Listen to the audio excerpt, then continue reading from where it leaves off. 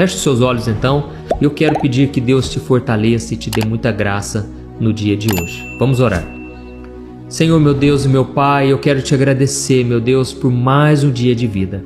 Obrigado, meu Pai, por tudo que o Senhor tem feito em nossas vidas. Obrigado pelo ar que respiramos. Obrigado, meu Deus, porque grandes são as promessas do Senhor para nós. Muitas vezes, meu Deus, nós somos tentados a fazer aquilo que não te agrada. E nós te pedimos perdão, Senhor, porque muitas vezes nós temos brincado com fogo. Nós temos dado lugar ao diabo. Ó Senhor, tem misericórdia de nós. Apaga as nossas falhas, nossas culpas. Nós cremos agora em Jesus e nós te pedimos, Jesus, seja o nosso Senhor, o nosso Salvador. Nos ajude a vencer todo o mal, todo o pecado.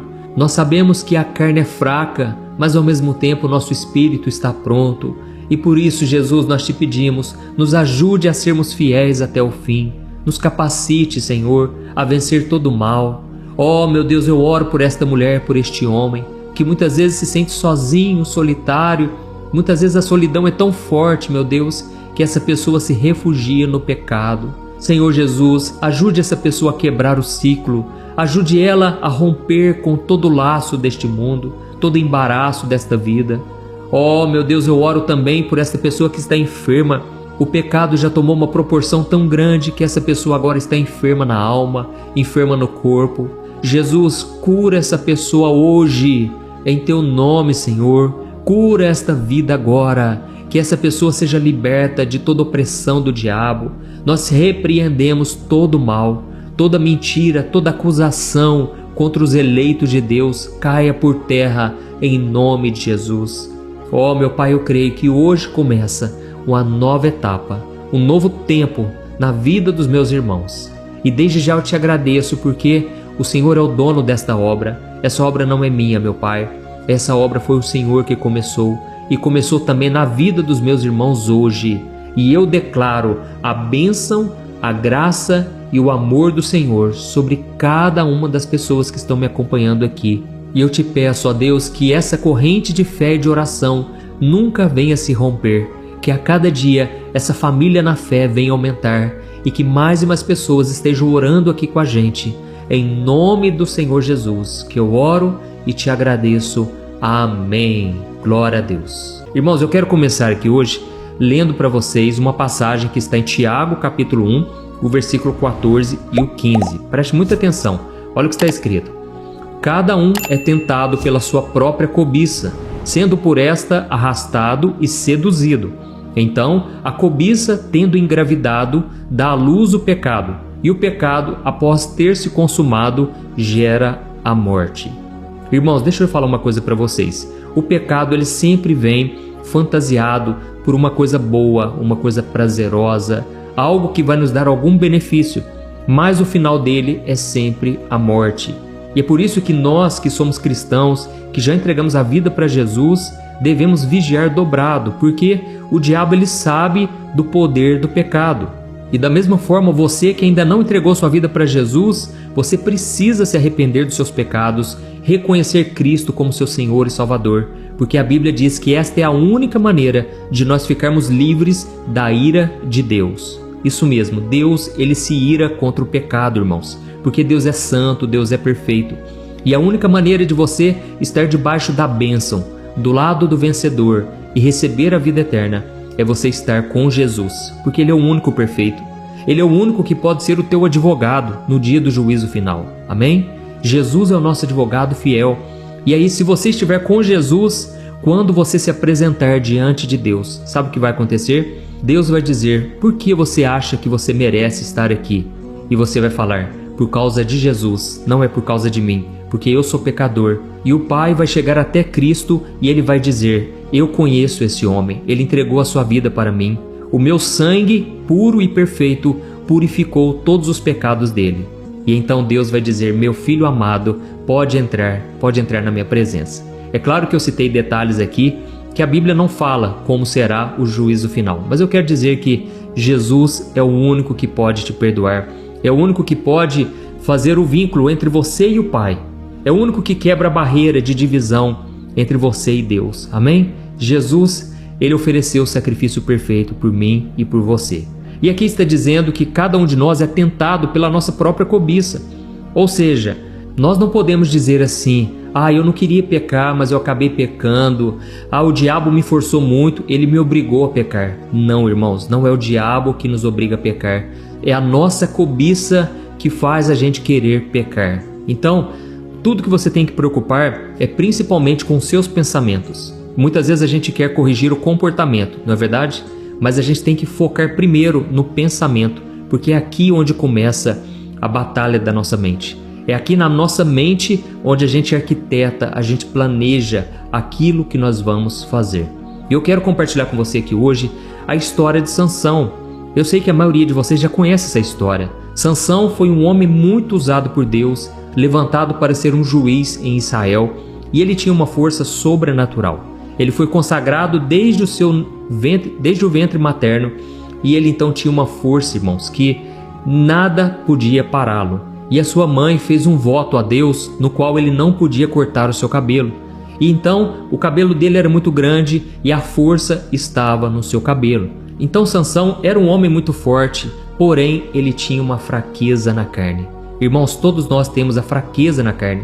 É o espinho na nossa carne, é aquilo que nos aflige, aquilo que muitas vezes nos impede de cumprir o chamado de Deus. E eu sei que você aí sofre também com esse espinho na carne, mas cabe a você dominá-lo. Cabe a você não ceder às tentações, porque ser tentado não é pecado, mas ceder à tentação é pecado, tá bom? Então a Bíblia conta que um dia Sansão estava caminhando com seus pais e os seus pais disseram: Sansão, procure encontrar uma mulher que seja de Israel. Não procure mulheres dos outros povos, porque elas podem desviar o seu coração. Só que Sansão se encantou com uma mulher filisteia, e os filisteus eram completamente inimigos do povo de Deus. E se não bastasse isso, depois Sansão se apaixonou por uma prostituta. Então não tinha limites mais para ele. Ele estava simplesmente deixando acontecer. Se você quiser arruinar a sua vida, deixa a sua vida te levar. Não tem uma música que fala isso? Deixa a vida me levar, vida leva eu. Se você quiser estragar tudo, é só você fazer isso. Deixa acontecer, siga o seu coração. É isso que as pessoas falam, né? Só que o nosso coração, irmãos, é enganoso. E aí o que aconteceu? Ele se deitou com essa prostituta e ele então foi brincando com o pecado. E lembra do que nós lemos aqui no começo? A cobiça dá à luz o pecado, e o pecado, depois que é consumado, ele gera a morte. A Bíblia fala muito sobre isso, sobre os perigos de você ficar brincando com o pecado. Por exemplo, a Bíblia diz em Provérbios 6:27, pode o homem colocar fogo no seu colo e não queimar as suas roupas? É claro que não. Se você brincar com o pecado, você vai se queimar. E aí o que aconteceu? Ele sempre fazia brincadeirinhas e ao mesmo tempo era tremendamente usado por Deus. Só que ele não valorizava isso que Deus tinha dado para ele.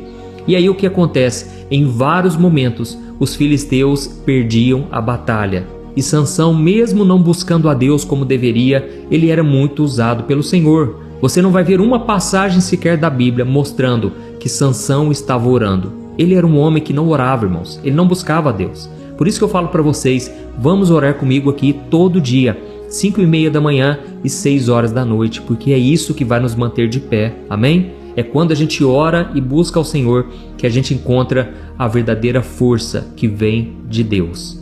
E aí o que aconteceu?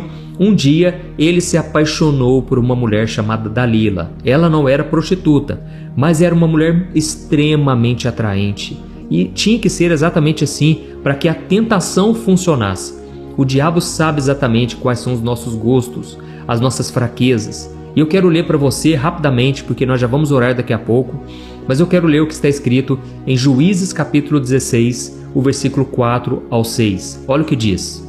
Sansão se apaixonou por uma mulher chamada Dalila. Os governantes dos filisteus foram vê-la e disseram: seduza Sansão para que ele lhe diga o que o torna tão forte e como podemos dominá-lo e amarrá-lo sem que consiga se soltar. Então cada um de nós dará a você 1.100 peças de prata. Assim, Dalila disse a Sansão: conte-me por favor o que o torna tão forte e como poderia ser amarrado sem conseguir se soltar.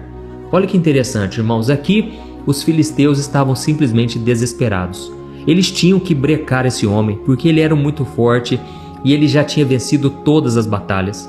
E eles então subornaram essa mulher chamada Dalila, que então eles disseram: olha, nós vamos te dar 1.100 peças de prata cada um de nós, mas você tem que descobrir aonde está o segredo de Sansão. E ela então começou a seduzir Sansão. E ela era uma mulher muito inteligente, muito atraente.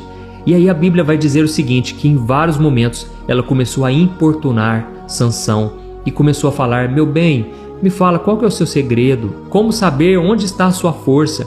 E Sansão sempre contava uma mentira.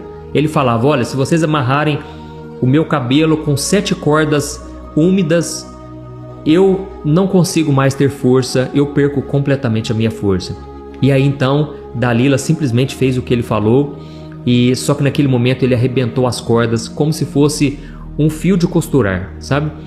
E aí o tempo passou, ela perguntou a mesma coisa, ele falou: não, na verdade as cordas têm que estar secas, elas não podem estar úmidas. E aí de novo aconteceu o mesmo, e pela terceira vez ele enganou ela. Até que a Bíblia diz que ela começou a importunar e começou a encher o saco dele, ele não estava aguentando mais. E foi então que ele simplesmente revelou o segredo. Irmãos, o diabo ganha na persistência. A gente tem que tomar cuidado. Sabe esse contatozinho que você não apaga de jeito nenhum no seu celular, no seu Instagram, no seu WhatsApp? Vigie, tome cuidado, tá bom? Sabe aquela pessoa que você conversa no trabalho, você fica dando brechas? Tome muito cuidado, corte o mal pela raiz, é o conselho que eu te dou. E aí então ele revelou o segredo para Dalila, e ele falou: olha, o segredo é que o meu cabelo não pode ser cortado. A minha mãe fez um voto para Deus de que o meu cabelo nunca seria cortado. Então, se eu perder o meu cabelo, se alguém cortar ele, eu vou perder a minha força. E foi então, irmãos, que Dalila armou o bote, os filisteus vieram, cortaram o cabelo e ele perdeu completamente a sua força. Irmãos, é assim que acontece no mundo espiritual. O diabo vai nos rondando, ele não tem pressa, ele é estratégico, mas você tem que tomar muito cuidado. Não brinque com o pecado, tá bom? Deus tem algo maravilhoso na sua vida, Ele tem planos, Deus quer te usar poderosamente, mas você precisa fazer a sua parte, e essa Deus não vai fazer. Ele precisa que você renuncie, que você carregue a sua cruz e negue-se a si mesmo. Amém?